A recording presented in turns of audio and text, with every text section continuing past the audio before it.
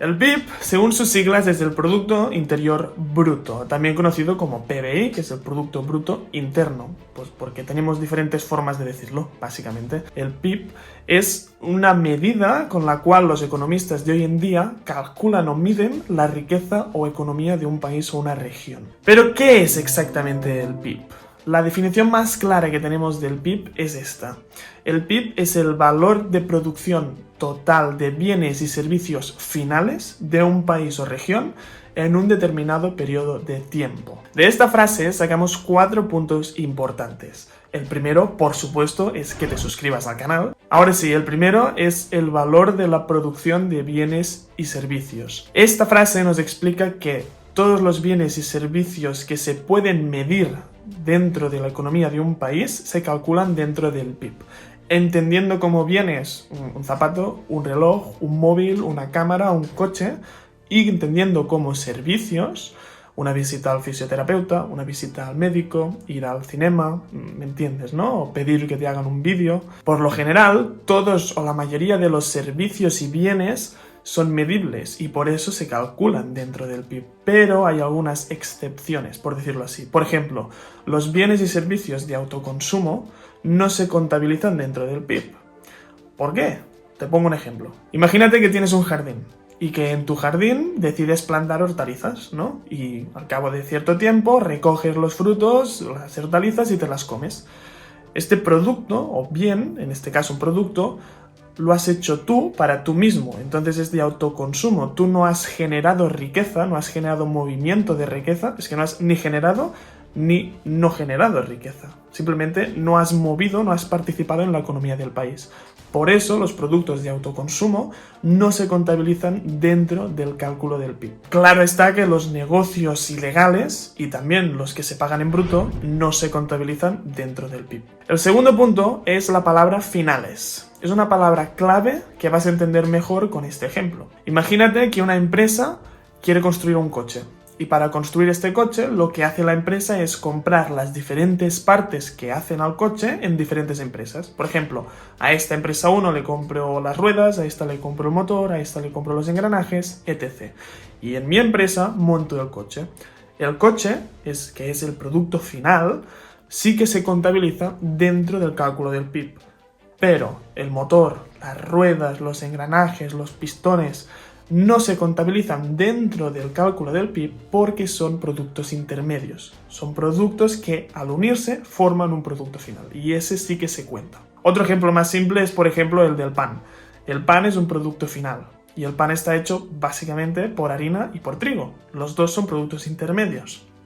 La harina y el trigo no se contabilizan, pero el pan, que es la unión de harina y trigo, sí se contabiliza. El tercer punto es bastante simple, es el que te dice dentro de un país o región. Es decir, que todas las empresas, personas, gobiernos, todo lo que esté o forme parte de un territorio, se calculará dentro del PIB. Por ejemplo, una empresa extranjera que tenga sede o que resida en territorio español, en este caso, se calculará dentro del PIB español. Y el cuarto punto, el último, es el que nos dice un periodo determinado de tiempo.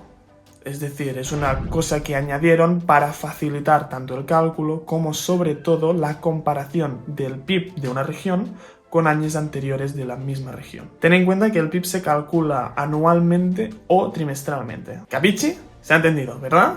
Pues suscríbete, porque me ha costado bastante hacer este vídeo, venga. El PIB se puede calcular de 3 formas diferentes dependiendo de tu estado emocional. ¿Por qué? Pues porque si descubres 24 formas diferentes de resolver un problema, pues ¿por qué te vas a quedar con una, no? Vas a utilizar las 24, a ver si de tanto escribir te va a coger un esguince en la mano, ¿eh?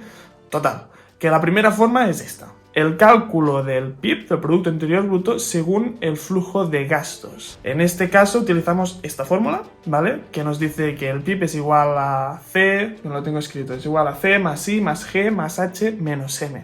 ¿Qué significa cada palabra, cada letra? Te lo explico, no hay problema. La C significa el consumo interno de esa región o país, es decir, la compraventa de productos y servicios, es decir, la compraventa de camisetas, de zapatos, de relojes, o el pedir una visita al médico, o el pedir un vídeo de producción, ¿me entiendes, no? La I es un poco complicada, pero se entiende, es la inversión en maquinaria de las empresas dentro de la región.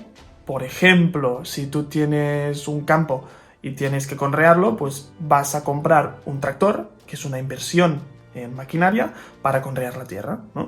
O por ejemplo, si tienes una industria de tela, pues vas a comprar una máquina que te ayude a tejer más rápido, ¿sí? La G son los gastos del gobierno. Dicho de otra forma, son los gastos de las administraciones públicas, los salarios públicos, es decir, a los bomberos, los policías, los políticos, los maestros, la educación pública, la seguridad social. Es importante que sepas que dentro de los gastos del gobierno se excluyen las pensiones y los seguros de desempleo.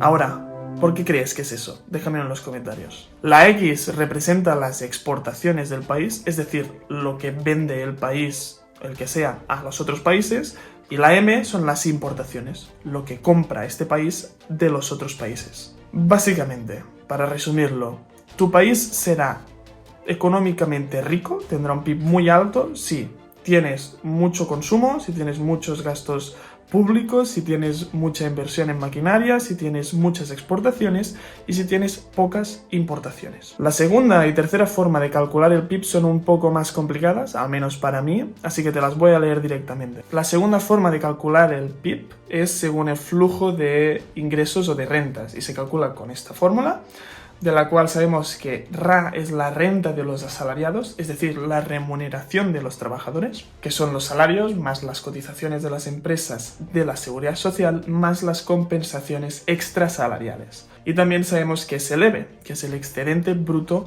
de explotación, que está formado por intereses, más alquileres, más beneficios de los inversores. La tercera forma es según la producción o el valor añadido y se calcula con esta fórmula, de la cual sabemos que el VAP es el valor agregado bruto, es un valor que se obtiene de restar al producto o bien final las materias primas y bienes intermedios con los que se han fabricado. Un ejemplo es, si volvemos a lo del coche, es decir, del coche se le va a restar el valor del motor, por ejemplo, o el valor de la rueda, que ha costado hacer la rueda. Y de la misma forma, a la rueda se le va a sacar el valor que ha costado hacer el caucho de la rueda. ¿Sí? Es una rueda. En resumen, que el PIB se puede calcular de muchas formas, pero yo te recomiendo que te quedes con la primera, al menos porque creo que es más fácil y se te va a quedar mejor en la cabeza. Y vas a recordarlo y realmente vas a saber qué es el PIB, cómo se calcula y de dónde sale. Se dice que un país crece económicamente cuando el PIB aumenta. Es decir, que cuando el PIB de este año 2021, por ejemplo, si es superior al del año pasado, el del 2020, el país, en este caso España, porque vivo en España, crece económicamente. Por otra parte, se dice que un país decrece económicamente o pasa por una recesión cuando el valor del PIB del año, es decir, el 2021, es menor al del año pasado. La tasa de variación del PIB es un porcentaje que te permite ver cómo ha evolucionado el PIB respecto a años pasados. Es decir, es un porcentaje que te dice en cuánto has mejorado o en cuánto has empeorado respecto al PIB del año anterior. Y se calcula mediante esta fórmula. Os voy a poner un ejemplo realista, real, del PIB del 2020 en variación al PIB del año 2019, ¿vale? ¿De dónde he sacado los datos? De la INE, que es el Instituto Nacional de Estadística, ¿vale? Os dejo todos los enlaces en la descripción para que podáis verlos. Para empezar el ejemplo vamos a coger los datos reales, o que creemos reales, del PIB del año 2020 y del 2019. No he podido coger los datos del PIB exacto del INE porque el PIB del 2020 no está calculado en el INE, al menos yo no lo he encontrado, pero sí el del 2019. Lo he buscado en otra página, que es esta, y aquí veis que tiene estos valores, el del 2020 y el del 2019. No hay problema porque luego lo podemos comparar o comprobar, no, más bien comprobar si es realista el resultado que nos da, ya que en el INE sí que hay el resultado de la tasa de variación del 2020. Por lo que podemos saber si estos valores que nos da otra página son ciertos o no. Entonces lo que hacemos es simple, cogemos el valor del PIB del año 2020, el valor del PIB del año 2019 y calculamos.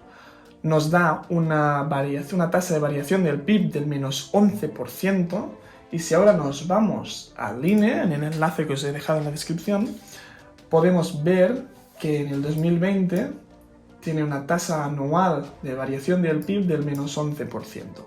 Es decir, que los datos son correctos. Aunque hayamos cogido los datos de otra web, que más o menos son realistas, vemos que la tasa de variación es la misma. También tened en cuenta que, como veis aquí, en el 2020 pone EA, y si vamos abajo nos dice que es una estimación, es un avance de estimación, por lo que puede que varíe un poco este resultado, pero no mucho. ¿Qué significa este menos 11% de la tasa de variación del PIB?